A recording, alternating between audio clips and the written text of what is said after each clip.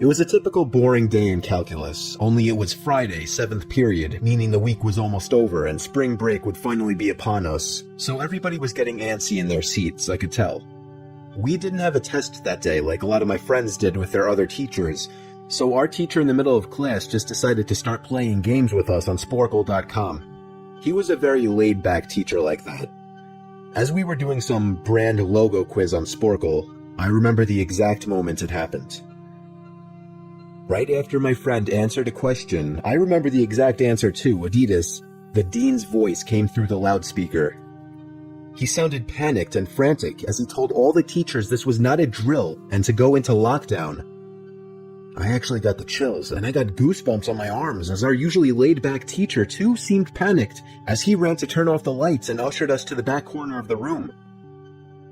We all sat in silence for about 2 minutes. And then the usual buzzing that came from a panel in the back of the room ceased, indicating that the school must have cut all the power. We all looked at each other, realizing this must be serious. A few more minutes of waiting later, we heard a man screaming at the top of his lungs coming down the hallway. 2 girls in the class actually started crying, which made all of us even more scared. As the screaming got closer to the classroom, the lunatic-sounding man started banging on the lockers while screaming, "I'll kill all of you." It was at that moment that I started to fear for my life. My teacher shushed us as we all looked at each other to see our peers' reactions. The banging then moved from the lockers to our classroom door. And that's when one of the crying girls screamed no. The banging on the door only grew worse as the man started screaming, "Open up." 2 of the girls in the class were crying out loud now. It felt like an eternity that man was pounding at the door, but eventually he finally continued down the hallway, screaming like a mentally insane person until we could not hear him anymore. I'd say 10 minutes later, though it felt like half an hour given the situation, the dean came back on the loudspeaker explaining the situation, which was surprising for him to do. He explained that some apparently mentally unstable person entered the building and assaulted the woman sitting at the front desk, causing her to flee the building screaming, and staff wasn't sure if the man was armed or not. Now this was before the school had cameras or could afford proper security, so the school was wide open to something like this happening. The staff had done a sweep of all the hallways and classrooms and couldn't find him, so the dean instructed the teachers to resume teaching but to keep all the doors locked, and to not let any students leave for any reasons. The most disturbing part, however, is that one of the janitors working the night shift found the man sleeping in one of the storage closets near the back end of the school, and according to rumors that were spread by my peers, sticking out of his pocket was a .44 Magnum. The janitor must have done something stupid to wake him up, for example, leaving the closet door open, because by the time a police officer could arrive on the scene, the man was gone. My entire class, as far as I know, to this day, has no idea if this man was ever found, but I like to think that right now, he's being given the proper help that he needs.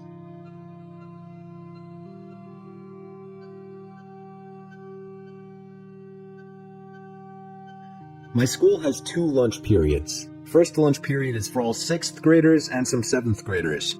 The second lunch period is for the other half of the 7th graders and all 8th graders. The lockdown happened in the beginning of October. The day the lockdown occurred, it was overcast and rainy. During the first lunch period, I heard 4 loud booms. I personally thought it was thunder, but the entire lunch crowd started screaming.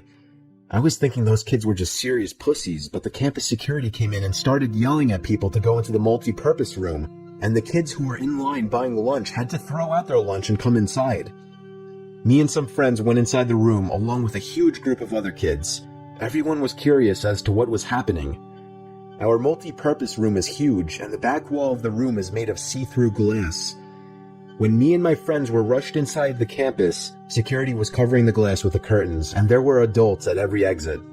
My friend Eric was curious, as well as the rest of us, so he asked one of the adults what was going on. When he came back, he said, "You know how right in front of TMS there's those houses?" I replied, "Yeah." "There's this mentally disabled, crazy man that barricaded himself in front of his house, and he's threatening to commit suicide and kill the cops if he's evicted. He was walking around outside of school watching kids in a weird way," Eric told us. It turned out the man was also a registered sex offender, making matters worse. We were stuck in the multi-purpose room for a whole hour, taking up 2 periods. After the whole thing was settled, we were escorted to our classrooms one by one. I later found out that the man lives next to my friend Brandy, who told me about the previous Halloween when she saw the same man at his window cutting his arm and writing in his own blood, "Don't come here or I'll kill you," on his window. Of course, being Halloween, people, including Brandy, assumed it was just for the holiday. But after this horrific incident, we knew this man was mental, and we're glad he never got near us.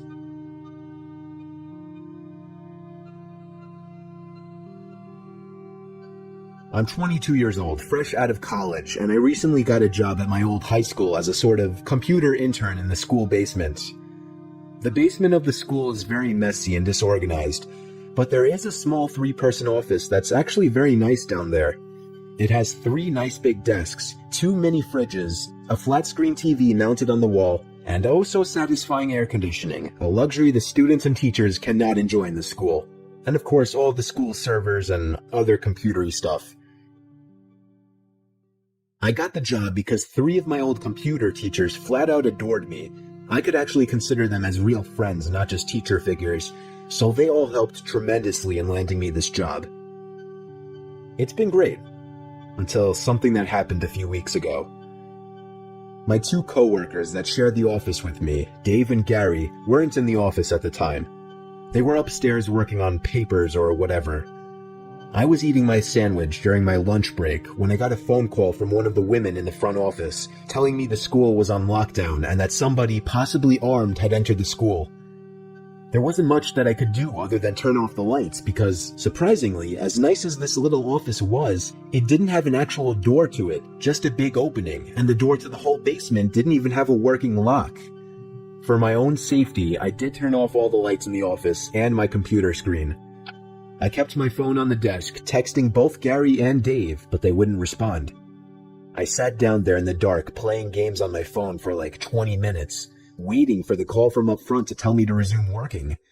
I had no idea what was happening. I couldn't hear what was going on upstairs from down here, but I was not allowed to make any calls until I was informed that the lockdown was over. Then, the noisy basement door opened. As the creaking echoed across the basement and into my office, I sat up from my seat, wondering if I should call out Gary or Dave. I was eager to get some info from them. Someone then came running down the stairs, and their footsteps were approaching my office. I pushed away my chair and crawled under my desk.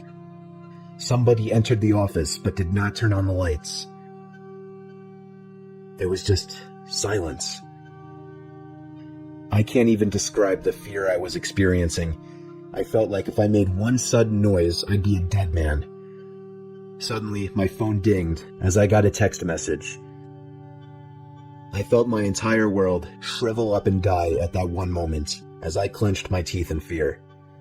Footsteps suddenly moved closer to me until I finally dove out from under the desk in capitulation, begging whoever it was not to kill me. And just then, someone grabbed my arm and pulled me up. It was some guy in a red plaid button-up, jeans, and a reddish-black cap. He told me, "It's okay, I'm just down here hiding with you." "What's going on up there?" I whispered to him. He kind of ignored my question and asked me if there's an exit down here. I told him, "Yeah, around that way." Before he could do anything else, I asked him, "Who are you?" There was a brief moment of silence. Before he started explaining he was coming in to pick up his son when a teacher told him to hide. After his explanation, I checked my phone and saw the text I received was from Dave. It said, "Dude, this is fucking crazy. Some guy with a gun shot Mr. Buckley. He's wearing a red shirt and hat. Whatever you do, don't come upstairs." I was about to reread that text out loud to the man until I realized. I looked up and felt my stomach sink. The man seemed to catch on to my suspicious stare. Panicking, all I could think to do was to run for the upstairs. A gunshot echoed through the basement, and I could hear the bullet ricochet off something metal in the darkness. But thank God the bullet missed me, and I made it upstairs. Fortunately, police were waiting at all exits, including the basement exit, and caught the man the second he opened the door. More good news, our teacher Mr. Buckley survived the gunshot. It was later determined that the man and Mr. Buckley had some beef for whatever reason, but that was never revealed.